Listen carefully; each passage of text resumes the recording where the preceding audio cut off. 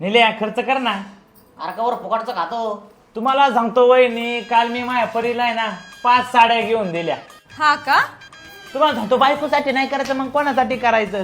ती खुश तर मी खुश. हो ना भाऊजी, बघा. सांगा जरा, सांगा त्यांना. परीचा फोन आलाय वहिनी. हा बोल ना परी. ड्रेस घ्यायचे तुला साया लेडीज हब मधून. आलोच घ्यायला. चला वहिनी येतो, तिला घेऊन सायाला जायचंय. बाई भाऊजी, पत्ता काय त्याचा?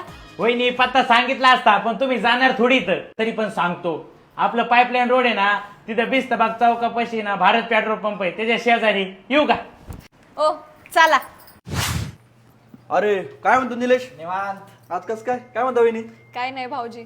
आणि काय हो भाऊजी, आमचे तुमच्याकडे इतक्या वेळेस येतात कपडे घ्यायला, मग तुम्ही त्यांना सांगायचं ना तुम्ही साया लेडीज हब चालू केलंय म्हणून. वहिनी त्याला नीट विचारा.